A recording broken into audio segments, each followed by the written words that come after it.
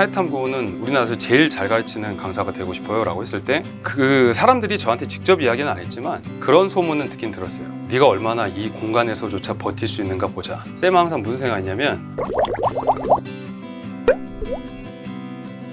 안녕하세요, 반갑습니다. 선생님이 짧지만 그 안에 가득한 가르침이 들어있는 이야기를 좀 해보려고 합니다. 제가 지금 여러분 앞에서 이렇게 설 수 있는 이유 중에 하나는, 첫 번째는요, 아버지께서 열심히 살아왔던 인생에 대한 이야기들을 저에게 끊임없이 해주셨고, 그래서 제가 뭐 음악을 하면서 팡팡밴드를 하면서 인생의 이쪽 길 저쪽 길 갈림길에 서 있을 때도 어떠한 일을 하던 간에 정말 열심히 해야겠다라는 생각을 갖고 꾸준히 임했던 건 아버지 그 이야기 덕분이었던 것 같아요. 그리고 아버지께서 초등학교 교사 하시면서 승진하려고 하실 때도, 내가 승진하려는 목표가 내가 아버지의 모습으로서 너희 자녀들 앞에 섰을 때 나이 든 상태로도 나는 열심히 하고 있다는 모습을 너희들에게 꼭 보여주고 싶다라는 그 이야기가 머릿속에 깊이 박혀 있었어요.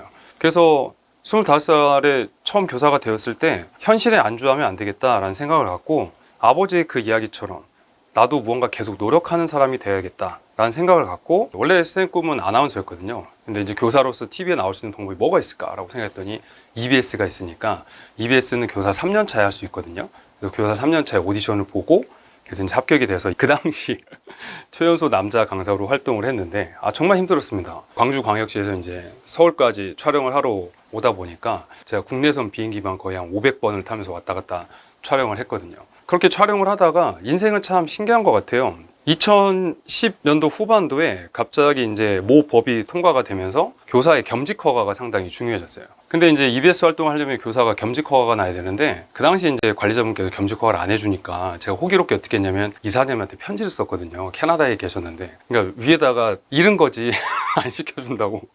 근데 이사님께서 종이 건드지 말고 시켜줘라 라고 해가지고 1년을 EBS 강사를 하게 되었고, 그 다음에 이제 또 겸직 허가를 받아야 되는데 겸직 허가가 첫 번째 나지 않았고, 이때가 선생님 인생에서 가장 힘든 순간이었어요. 두 번째는 어머니께서 제가 교사 됐을 때부터 폐암에 걸리셔가지고 폐암 투병 10년 정도 하시다가 2017년도 8월 3일 날 돌아가시게 되었고, 그리고 이제 2018년도 불과 1년 사이에 아버지께서 이제 어머니 돌아가시고 성지순례를 가시려고 준비하시다가 병원에 가서 건강검진을 받았는데 말기암 판정을 받으신 거죠. 불과 어머니 돌아가시고 6개월 만에. 그래서 아버지께서는 2018 2월에 발병을 하시고 2018년도 7월에 돌아가셨습니다. 갑작스러운 부모님의 죽음과 그 다음 내 인생에서의 크나큰 어떠한 시련 가운데 찾아온 큰 바위 같은 가림막, 이게 형성이 되었을 때 여러 회사들이 이제 오퍼가 왔지만 그 중에서도 아버지 어머니 장례식장에 오셨던 우리 메가스터디, 그때 인연이 됐던 것 같아요.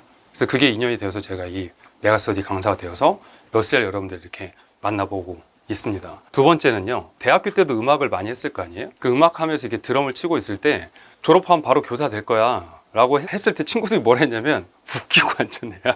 너같이 맨날 드럼 치는 애가 무슨 교사가 되냐 라고 했던 이야기. 근데 교사가 됐잖아요.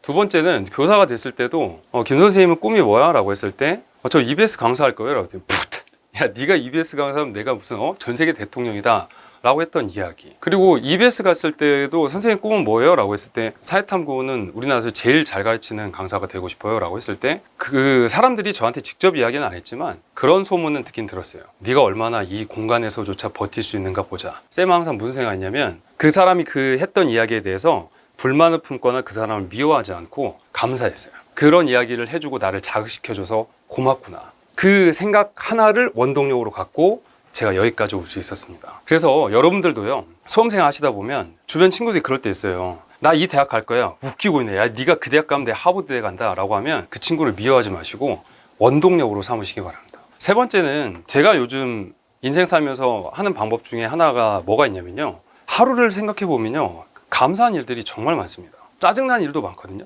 짜증나는 일이 일어날 때마다 감사한 일을 생각하는 거예요. 오늘도 보면 제가 여기 촬영하러 올 때 오늘 날씨가 너무 더워요. 너무 더운데 핸디 선풍기를 하필이면 사무실에 놓고 간 거예요, 집에서 올 때. 그래서 올 때 너무 더워서 막 땀이 삐질삐질 났지만 그 생각을 하는 순간 잠깐 생각을 바꿔서, 오늘 나를 지금 촬영해 준다고 러셀 팀에서 이렇게 카메라를 2대를 동원해가지고 많은 분들께서 이렇게 오시는구나 생각하면 너무 감사하거든요. 그래서 여러분들께서도 작은 거 하나라도, 아니 건강한 신체 가지고 2팔로 밥 한 끼 먹으면서 공부할 수 있는 게 얼마나 감사한 거예요. 근데 그게 아니라 막 오늘 성적이 뭐 어땠고 저쨌고, 그건 매일 일어나는 일들이니까 거기에 슬퍼하지 마시고 감사한 일을 하나씩 생각해 보시면 충분히 이겨낼 수 있습니다. 그리고 확률적으로 숫자로 생각해 보세요. 대한민국에서 수능 끝났을 때 와! 수능 잘 봤다! 라고 한 사람은 올 1등급이겠죠. 전 과목 1등급. 대한민국 상위 1%일 텐데 거기에 들어가면 좋겠죠. 그렇지만 거기에 들어가지 못한다 하더라도 인생은 수능으로 끝나는 거 아닙니다. 저 보세요. 공부는 계속 하고 있잖아요. 제가 이제 고대 석사 끝나고 연대 석사 계속 하고 있고 앞으로 미래에는 서울대 박사과정을 받고 대학교 강단에 서고 싶은 꿈이 있어요.